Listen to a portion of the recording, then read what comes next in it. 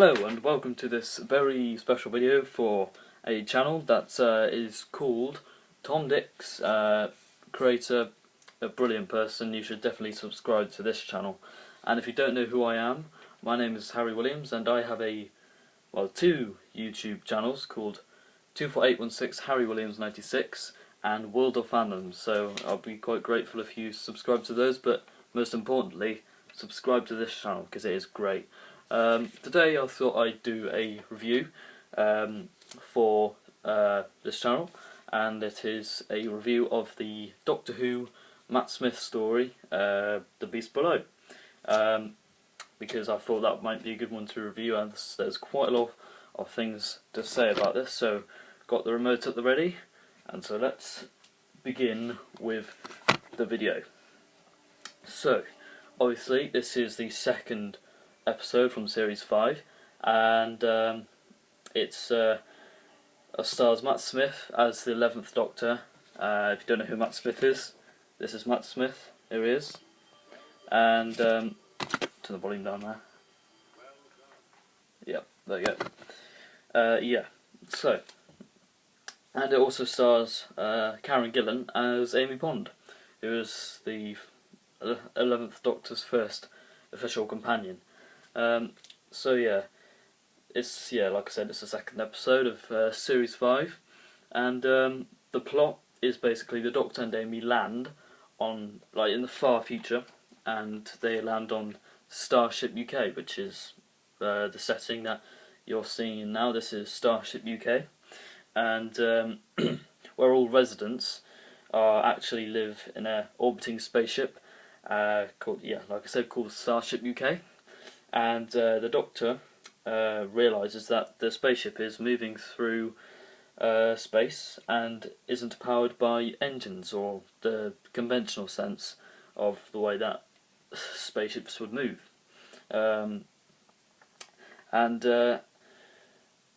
Meanwhile, Amy is given the opportunity to learn about the truth, but has her memory erased because of the truth.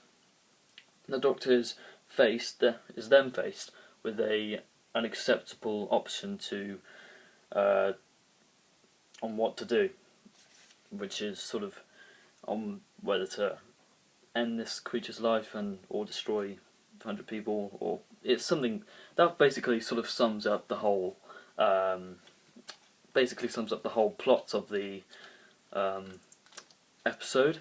And so yeah, the characters obviously primary, Doctor and Amy, and the secondary, of course, is Liz Ten, who gets introduced to this episode and is later seen in other episodes of series 5. Smilers and Winders are sort of like the villain, if you like, of this episode, and the children are sort of a key plot point to this. And obviously the star whale is the main sort of plot point as well, which is later in the episode they find out is what's actually powering the spaceship.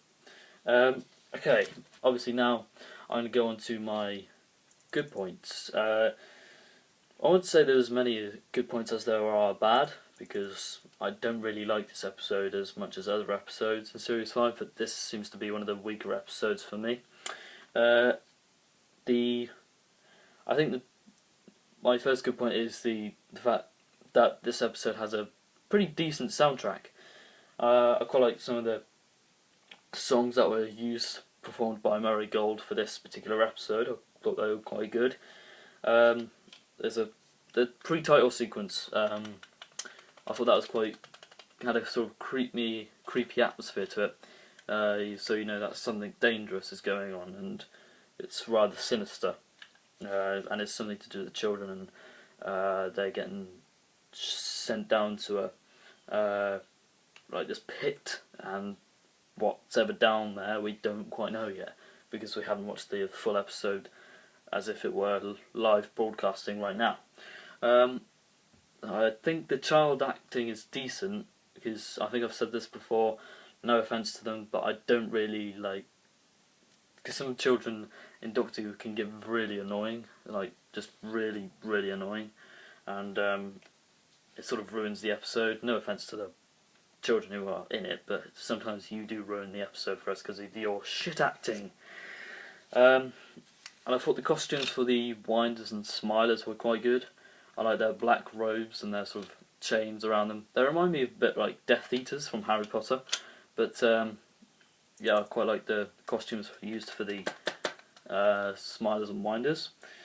There's a particular scene, well, I should say there's acting from Matt Smith and Karen Gillan is good as usual. But Matt Smith does have a great scene towards the end where I think he says something like, "No human is going to talk to me today!" or something. It's something like that. He sort of shouts at Amy because he's quite furious of the situation that he's in, and I thought that was quite good, just to see the angry side of this jumpy, eccentric 11th Doctor, which I thought was pretty good. Over the page, now I move on to the bad points, which, as you can see, there's quite a few of them.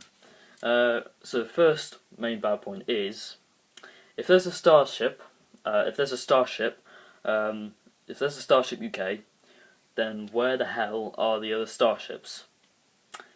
Plot hole which is not explained. Well, it's not really a plot hole, but it's a unexplained question, unexplained answer to a question that I've just given.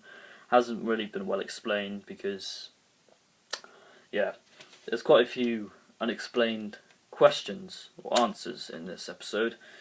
And one of my biggest nitpicks about this episode is Star Whale is so graphically designed.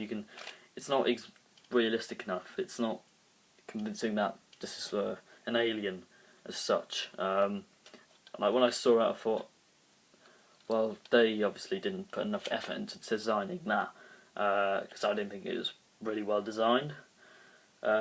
People might think differently. People might think that's really well designed alien they got there, but in my view, it's really poorly designed alien.